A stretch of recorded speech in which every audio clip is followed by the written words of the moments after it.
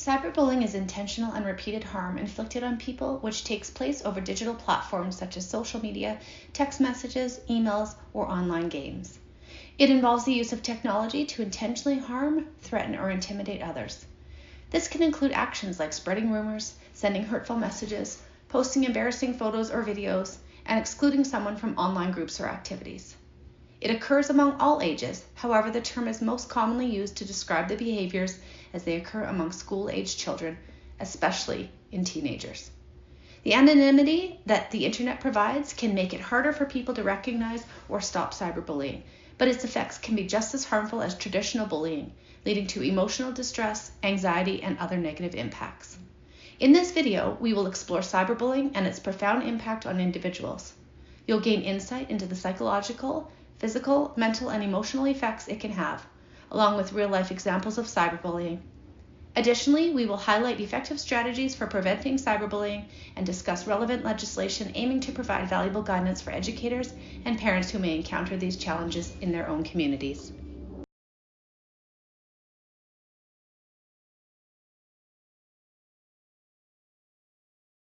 What effect does cyberbullying have on a person's physical, social, and emotional self? And what strategies can be implemented to promote positive online behavior and reduce cyberbullying?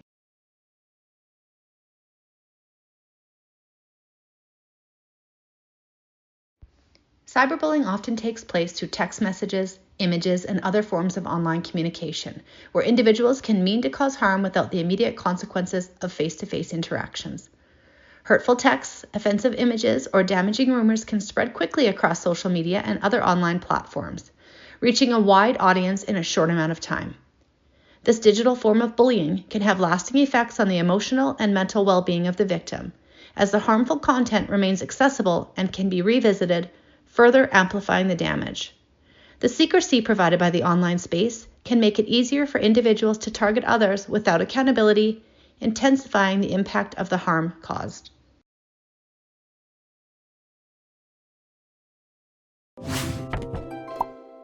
When we're mean, we might say or do things that hurt others. We might be feeling angry, upset, or jealous. It could happen once, or maybe even twice. Being mean is not okay, but bullying is much worse. Bullying is when someone uses their power repeatedly to hurt or upset someone. It could be hurting them physically or calling them names and saying hurtful things.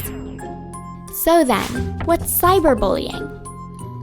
Cyberbullying's like bullying, but it happens on the internet or on a device like your phone, which can make it kind of different. With cyberbullying, it can feel harder to escape because it can happen anywhere, anytime. Also, it's easier for cyberbullies to hide who they are. Plus, other people online could see what's happening and even gang up on someone. If you see someone being bullied, in person or online, what can you do? Give them support. It helps to show that you care. Be an upstander. Stand up for others and say something to the bully. Report what you see and tell a trusted adult. So, what will you do if you see cyberbullying?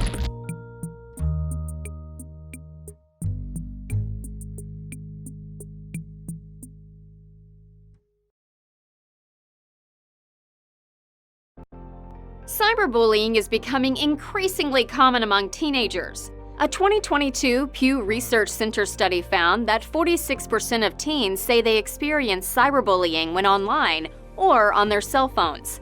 While bullying existed before the internet, the rise of smartphones and social media sites has led to a more public forum where bullies can exploit victims online. Cyberbullying is defined as the use of electronic communication to harass, threaten, or humiliate someone. This can include sending mean text or emails, posting hurtful messages on social media sites, or spreading rumors online. Cyberbullying can have devastating effects on those who are targeted and those who witness it happening to someone else. In 2019, Youth Risk Behavior Surveillance System found that nearly 16% of high school students had been cyberbullied in the previous year. A Cyberbullying Research Center study claims that 73% of cyberbullied teenagers experienced it on social media sites like Facebook, Twitter, Instagram, and Snapchat. Social media sites are very public, so the messages can be seen by many people very quickly. Plus, social media sites allow people to share their thoughts and feelings anonymously, which makes it easier for them to be mean or hurtful. Besides social media sites, cyberbullying also takes place on different online networking sites. Nearly half of all teenagers cyberbullied were harassed through texting and messaging apps. Online messaging, including instant messaging, IMs, and direct messaging, DMs, allow people to send messages quickly and privately, making it easier to cyberbully a teen privately. People can talk to each other on online forums, chat rooms, and message boards to discuss topics or share ideas, but these spaces can also be used for cyberbullying. While many teenagers enjoy online gaming, these games can also be used to harass or threaten someone while they're playing. Their personal information may be shared without their consent.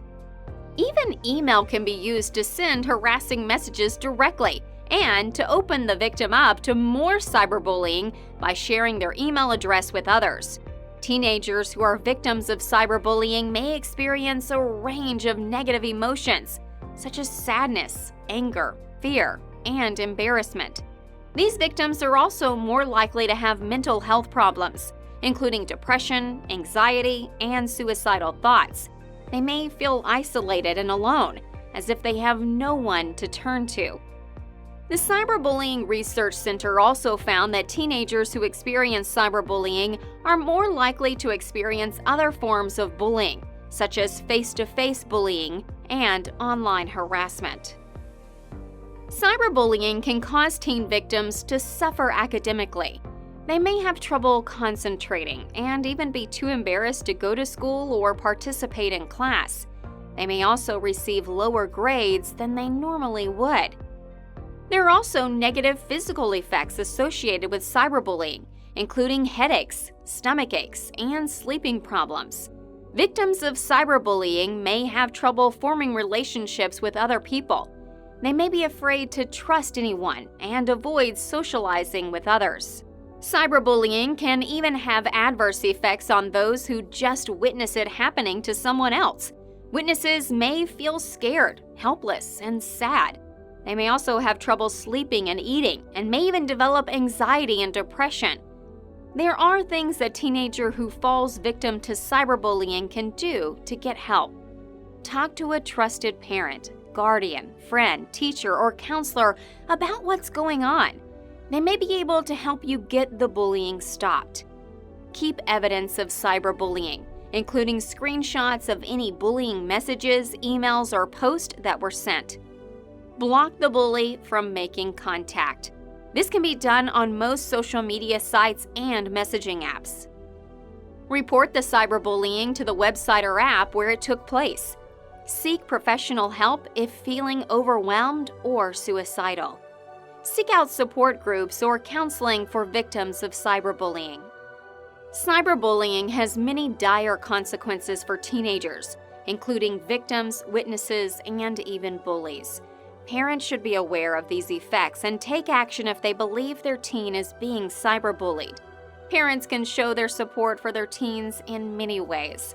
Some parents might want to show their support through words, while others might show it through actions.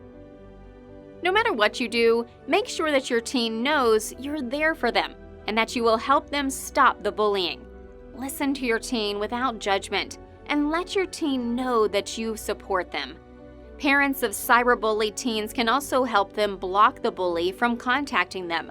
Blocking a contact can be done on both social media sites and messaging apps.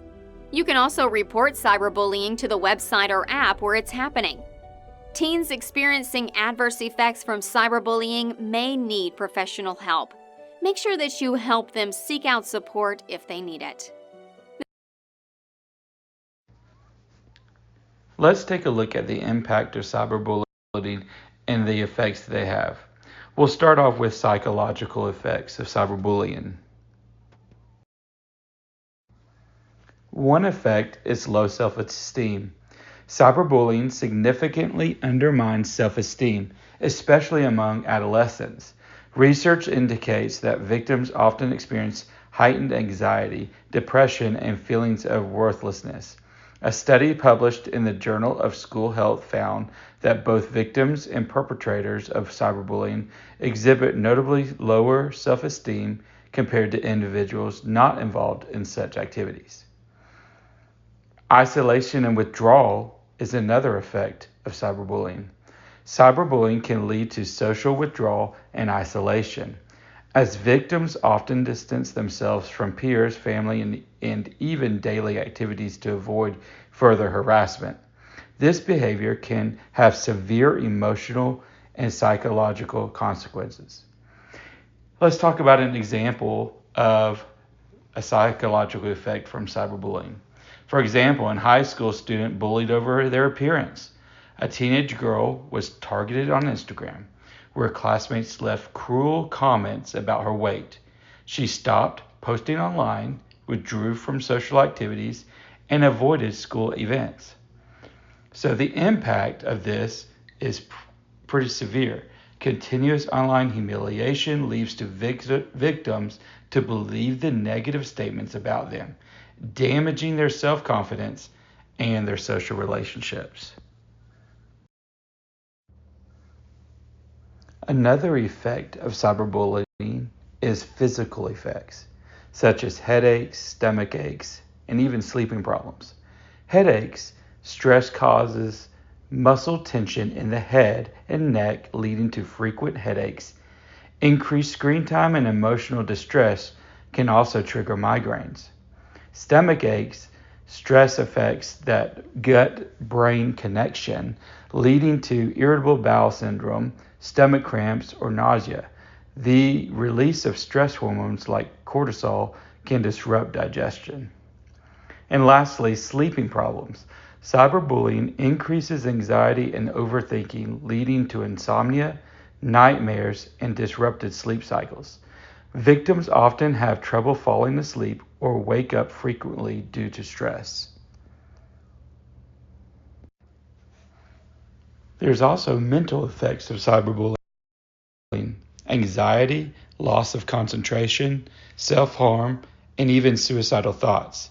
With anxiety, cyberbullying creates chronic stress, causing excessive worry, panic attacks, and even social anxiety.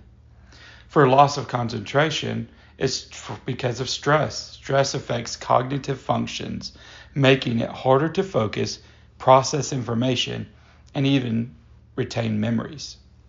There's always self-harm. Cyberbullying damages self-worth, leading victims to internalize negativity and turn to self-harm as a way to deal with emotional pain. And lastly, suicidal thoughts. The feelings of hopelessness, loneliness, and continuous online harassment can drive victims to suicidal thoughts. Lastly, there's the emotional effect of cyberbullying. We can look at depression, shame, guilt, and even embarrassment. Depression is persistent online attacks lower self-worth, leading to hopelessness, low energy, and loss of motivation. Shame, being publicly mocked or having private matters exposed online, leads to intense humiliation and self-judgment. There's guilt. Victims often internalize blame, believing they could have done something differently to avoid bullying. And then there's embarrassment. Cyberbullying often involves public humiliation, making victims feel exposed and unable to escape judgment.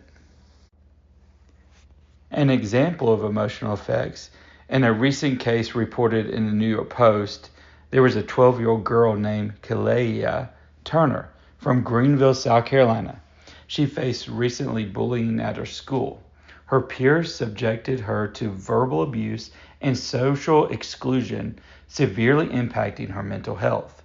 The situation escalated to the point where Kalea attempted to take her own life. Tragically, while she was in a coma, one of the bullies infiltrated the intensive care unit to take photos of her, which were then shared on social media to further mock and humiliate her. This case exemplifies the severe impact emotional bullying can have on young individuals' mental health and well-being. And it also goes into depth how deep this goes. For a person to go into the hospital is just unthinkable. The effects of cyberbullying are very severe and should be taken very seriously. So examples of cyberbullying could include exclusion, harassment, and cyber stalking. Exclusion is where an individual or a group of people intentionally leave someone out in an effort to um, cause harm emotionally to the person being excluded. The effects of this, studies say, uh, from the perception of the person that's being excluded, is sometimes viewed as bad as almost physical bullying. And the students involved in this, obviously, some uh, go out of their way to make this happen and create this, and then some unintentionally get involved in this and then participate in this, and before they know it, they have excluded someone. Harassment is perpetually sending messages online with an effort to hurt or damage, and could also contain threats. Harassment examples could be texts that are mean, or some sort of pictures that could be humiliating or degrading. And harassment can come in several forms, but can be extremely dangerous and hurtful. Cyber stalking is using technology in a way that to track someone or to steal their information and invade someone's privacy. Examples would be sending unwanted messages, possibly tracking locations, repeating unwanted contact. Cyber stalking facts: females are more likely to be stalked, and 1.3% of people 16 or older were stalked electronically in 2019. Although there is no federal law that specifically addresses cyberbullying, it is illegal in many states. However, federal law can be applied to cyberbullying in these cases. If the cyberbullying involves harassment, and if the cyberbullying involves discrimination based on race, sex, religion, disability, or age. Even though laws vary from state to state, there is a common theme of the laws which outlines that harassment includes harassment via computer, telephone, cell phone, or text messaging, any verbal, textual, or graphic communications that could cause fear of the physical harm, intimidation, humiliation, or embarrassment to another person, any threatening communication sent electronically to another person, any explicit pictures intended to harm another person, or sexting, which is also illegal in some states. Even though the Student Harassment Prevention Act was enacted in 1968, in 2018, the state of Alabama renamed the act to the Jamari Terrell Williams Act, which was named for a 10-year-old boy who took his life because of the stress of bullying. The act was expanded to include cyberbullying, with each penalty incurring a $500 fine or up to 3 months in prison. It also mandates that local education agencies have the following: bullying programs and committees, inclusion of bullying policies in student codes of conduct, and a complaint form that is readily available and accessible to report bullying.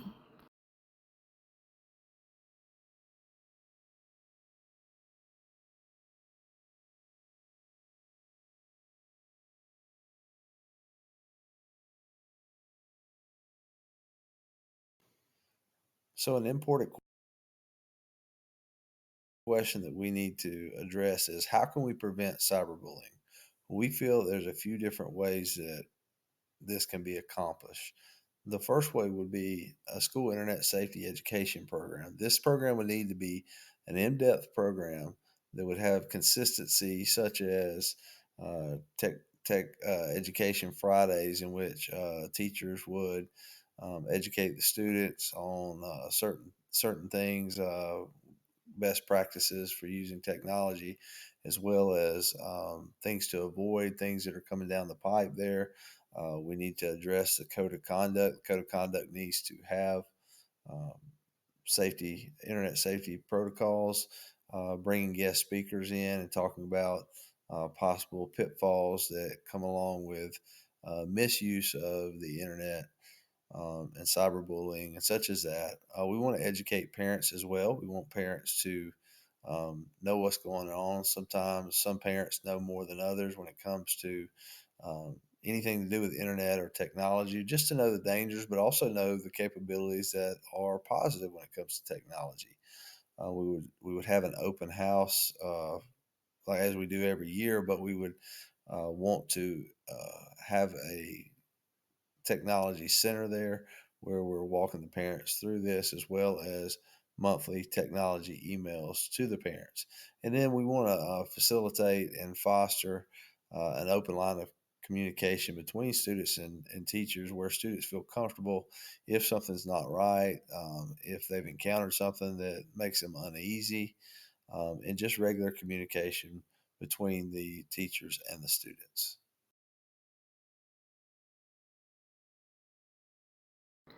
For more information on cyberbullying or to report cyberbullying, contact the Research Center for Cyberbullying or stopbullying.gov.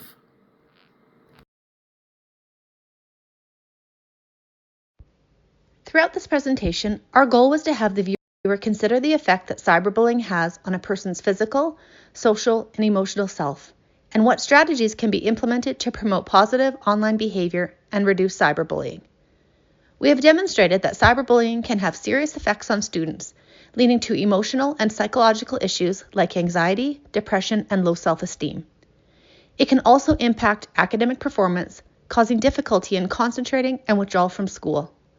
The constant nature of online harassment makes it hard for victims to escape, often resulting in long-term harm to their well-being and ability to form healthy relationships.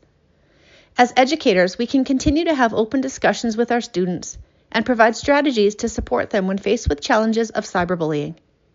We can create programs within our schools and opportunities to create educated digital citizens within our classrooms. Finally, as a group, we want to encourage our viewers to reflect on how cyberbullying can be prevented. We understand that change and education is necessary. We must empower our students to think before they act and make good choices when they are in an online environment.